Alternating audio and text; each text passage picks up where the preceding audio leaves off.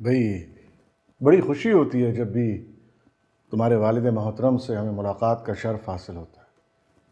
बड़ी ही जीदार शख्सियत के मालिक हैं वो। बस दुआ करें जी। उनकी तबीयत संभल ही नहीं पा रही। डॉक्टर्स ने भी उम्मीद दिलाना छोड़ दिया। बहुत बस फाइनल स्टेजेस पे पहुंच गए। लंग्स बहुत डैमेज हो गए उनके। अफसोस, जबकि ऐसे ही लोगों से इस दुनिया में रौनक कायम है।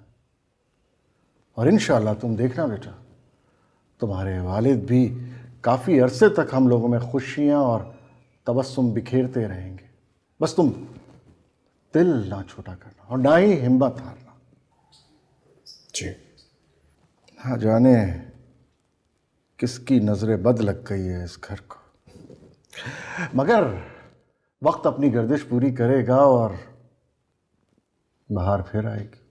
बस यही उम्मीद रोज थोड़ी सी हिम्मत दिला देती है। अच्छा, ये बताओ बेटा कि क्या कप्तान साहब अभी भी तंबाकू नोशी का शौक फरमाते हैं?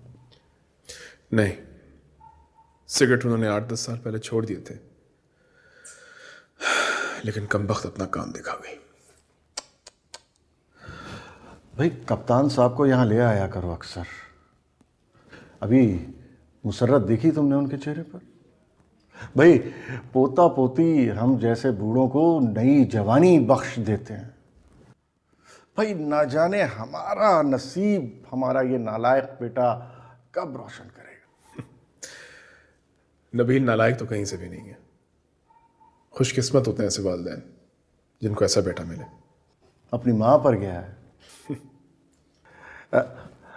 दफ्तर वापसी का कुछ फैसला किया बेटा तुमने?